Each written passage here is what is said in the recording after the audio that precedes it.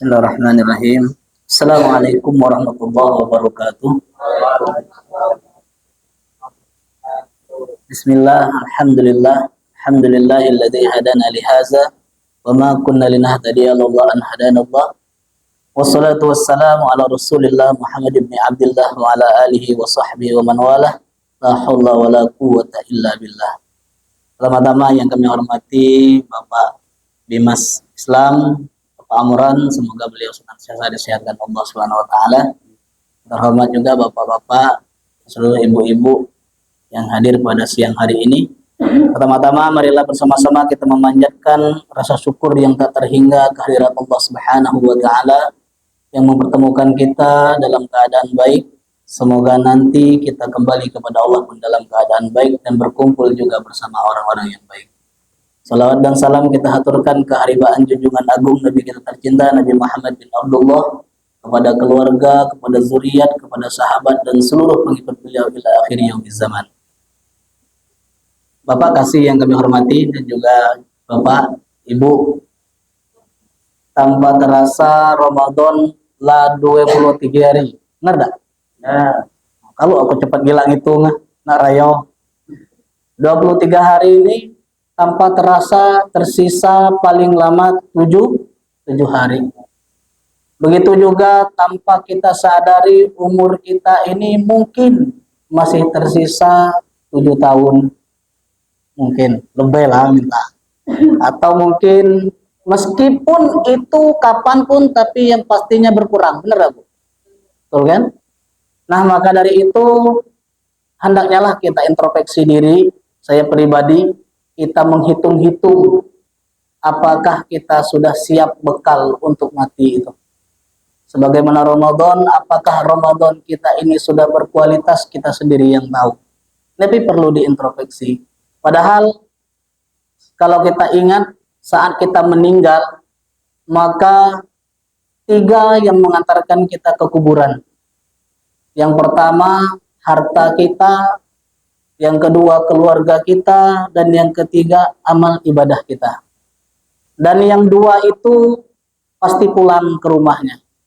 Harta kembali ke rumah, keluarga kembali ke rumah. Enak dak ikut laki lem kubur dak kenal. Kan? Tapi yang mengikuti dalam kubur itu amal ibadah. Betul enggak, Bu? Tapi aneh bin ajaib dan aneh bin nyata, kebanyakan dari manusia itu mati-matian mengejar sesuatu yang meninggalkannya, tapi enggan mencari sesuatu yang mau menemani dalam kubur. Kita mati-matian membela keluarga sehingga lupa ibadah, lupa sholat, lupa puasa, padahal keluarga tidak mau menemani kita dalam kubur. Mati-matian kita mencari jabatan, bahkan sampai mengeluarkan ratusan juta rupiah, miliaran rupiah, bahkan ada yang sampai gila. Hanya demi jabatan yang paling lama 5 tahun diembannya, dan itu pun meninggalkannya. Tapi untuk ibadah, yang Nabi sendiri menyatakan, badiru bi amalis solihah, wasataku kaqita'il lil muslim, wa yusbihu rajulan wa yumsi kafiran, wa yumsi rajulan wa yusbihu mu'minan wa yusbihu kafiran. Yubi'u dinahu bi'aradin minad dunya. Dalam hadis riwayat Muslim, Nabi menyatakan, segeralah kalian beramal soleh, cepat-cepat, jangan ditunda-tunda. Sebelum kata baginda Nabi, wasataku kaqita'il lil muslim, sebelum kebaikan tertutup oleh keburukan, sebelum kebenaran tertutup oleh kebohongan, laksana siang tertutup oleh gelapnya malam. Di saat itu, wa yumsi rajulan mu'minan wa yusbihu kafiran. Ada orang yang pagi beriman, sorenya kafir. Atau sebaliknya, sorenya beriman, paginya kafir. Mahwa ya Rasulullah, siapa mereka ya Rasulullah? Kata sahabat. Kata baginda Nabi, badi yubi udinahu bi arodin minad dunya. Itulah orang-orang yang menjual agama hanya untuk mendapatkan dunia saja. Jadi momentum Ramadan yang kita beribadah kurang, pastinya saya sendiri, Allah tidaklah sempit tempat kita untuk beribadah tersebut. Allah jadikan fase-fase, hari-hari, bulan-bulan, tahun-tahun yang istimewa. Supaya apa? Dapat menutupi kekurangan kita pada tahun-tahun yang lalu. Salah satunya Allah jadikan sebagaimana dalam Al-Quran, a'udzubillahi minasyaitonirrajim, bismillahirrahmanirrahim, inna anzalnahu fi Lailatul Qadar. Wa ma adraka ma Lailatul Qadar. Lailatul Qadri khairum min alfi syahr. Tanazzalul malaikatu war-ruh fiha biizni rabbihim min kulli amr. Salamun hiya hatta matla'il fajr. Yang mana Allah memberi kemuliaan kepada alam semesta ini yang full. Itu yang pertama kali Allah menjadikan kemuliaan untuk alam semesta yang full saat Allah menjadikan lahirnya baginda Nabi Shallallahu Alaihi Wasallam. Full kemuliaan itu. Malaikat turun, Siti Asiyah turun, Siti Maryam turun menemani kelahiran baginda Nabi. Itu yang pertama. Lalu yang kedua yang full kemuliaan malam Qadar. Nah, malam Qadar. Yang mana Lailatul Qadar itu khairum min, lebih baik daripada 1000 bulan. Nah, jadi dari itu Allah tahu kita ini hamba yang lemah. Allah tahu kita ini hamba yang banyak berbuat dosa, tapi Allah tidak marah karena Allah sabaqat rahmat alal ghadab. Karena Allah itu lebih banyak kasih sayangnya daripada marahnya. Maka dari itu saya bersama-sama mengingatkan pribadi saya yang mana dikatakan para ulama kita bahwasanya kemungkinan besar Lailatul Qadar itu Allah turunkan pada malam-malam ganjil dan kebanyakan itu pada malam akhir daripada bulan 10 terakhir Ramadan. Bisa 21, bisa 23, bisa 25, bisa 27, bisa 29. Belum ada waktu terlambat. Cuma di masyarakat kami di pedusunan tuh umumnya salah konsep. Menyambut Ramadan gembira penuh masjid. Tapi pas 10 terakhir mulai imam sesap paling lagi. Kami di Burakto Pak Amran paling subuh lagi orang 48 45 orang lagi. Dulu sampai orang 70-an lagi kan subuh. Tapi alhamdulillah masih bertahan teman-teman. Nah, harusnya konsep itu kita rubah. Kita gembira menyambut Ramadan baik, akan tetapi lebih baik lagi apabila di akhir Ramadan kita tambah volume ibadah. Supaya apa? Supaya Lailatul Qadar yang dijanjikan Allah itu kita dapatkan. Kenapa kita harus mencari Lailatul Qadar? Karena bahwasanya apabila kita mendapatkan Lailatul Qadar, maka insya Allah orang itu menjadi orang yang beruntung. Akan tetapi alangkah rugi yang Allah menjadikan tiap tahun Lailatul Qadar, tetapi kita tidak pernah mendapatkan sekalipun. Lalu bagaimana Lailatul Qadar? Apakah kita bertemu langsung? Tidak mesti bertemu, Ibu. Tidak mesti bertemu. Memang itu ada orang yang sebagian saat dia Lailatul Qadar, dia baca Quran langsung menggigil. Itu dalam dekapan malaikat. Atau bisa saja Lailatul Qadar itu kata orang tua kita, air yang dalam gelas bisa bertambah. Itu suatu keistimewaan. Tapi itu bukan berarti kita terhenti mendapat Lailatul Qadar. Tidak. Akan tetapi para ulama kita menyatakan, pendapat yang lemah sekalipun boleh kita ikuti kalau untuk meningkatkan kualitas ibadah, yang mana kata ulama apabila seseorang melaksanakan sholat isya berjamaah, lalu dia tidur, lalu dia bangun melakukan sholat subuh berjamaah, maka sesungguhnya dia sudah menghidupkan Lailatul Qadar dan dia mendapatkan Lailatul Qadar tersebut. Jadi malam ganjil terutama, siapkan diri kita baca Quran meskipun hanya satu ayat. Nggak males gila tuh. Baca. Apa faedahnya? Supaya kita mendapatkan membaca Al-Quran itu lebih daripada 1000 bulan. Kalau dihitung-hitung sekitar 83 tahun, Ibu.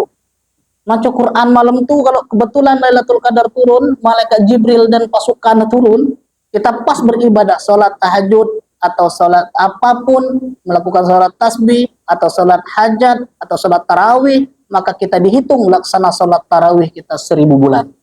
Meskipun tidak ketemu.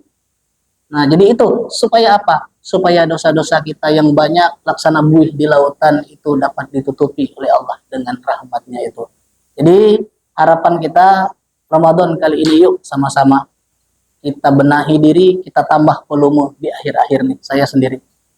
Terakhir, baginda Nabi menyatakan Ramadan itu farhatan, bisoim farhatan. Jadi Ramadan itu mendapatkan 2 kemenangan kita, Bu. Pertama, farhatun indal iftar. Pertama, kita gembira saat kita berbuka. Kita gembira tuh. Kolak beli. Apa ya habis Ibu beli, ya? Makan paling habis. Cuma gembira, luapan gembira saat hari raya. Lalu yang kedua farhatun, kita bergembira saat apa? Saat indaliko irobi, saat kita kembali kepada Allah Subhanahu wa taala. Sehingga dalam hadis, orang-orang yang melakukan puasa itu masuk melalui pintu surga yang bernama pintu Ar-Rayyan. Yang Ar-Rayyan itu begitu seluruh orang-orang yang berpuasa masuk, lalu ditutuplah pintu Ar-Rayyan tersebut. Nah, jadi itu. Jadi Bu, sebelum Lailatul Qadar mungkin 25, 27, 29, ada 5 orang, 5 golongan yang tidak bakalan dapat bertemu Lailatul Qadar. Kalau itu ada pada kita, buang segera.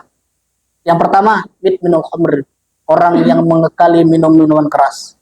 Kalau dia tidak bertobat sebelum malam Lailatul Qadar, jangan harap dia dapat bertemu dengan Lailatul Qadar beribadah di malam harinya. Tuh. Yang kedua, uququl walidain, orang yang durhaka kepada orang tua. Itu tidak akan bertemu, tidak akan mampu beribadah pada malam Lailatul Qadar. Jadi kalau mereka masih hidup, minta maaflah kepada mereka. Bila mereka sudah meninggal, maka apa caranya meminta maaf supaya kita menjadi anak yang soleh?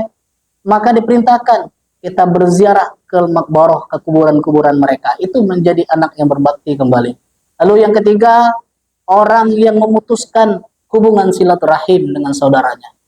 Itu tidak akan bertemu dengan Lailatul Qadar. Lalu yang keempat, orang yang suka namimah, mengadu domba. Mengadu domba, asut aneh, asut ini. Membuat perselisihan. Lalu yang kelima yang tidak akan bertemu dengan Lailatul Qadar, yaitu orang yang melakukan perbuatan zolim. Zolim wad'u sayla fi mahalihi, menempatkan suatu perkara bukan pada tempatnya, bukan pada porsinya. Ini adalah ta'rif ataupun definisi orang yang melakukan zolim. Maka dari itu bertobatlah. Lalu saat terakhir puasa jangan banyak gibah lah. Gibah Bu, orang bini rajin Pak, kita jarang kan? Ame baik lah, ame baik. Gibah, nyerita orang. Kalau dia benar itu gibah, kalau dia salah itu fitnah.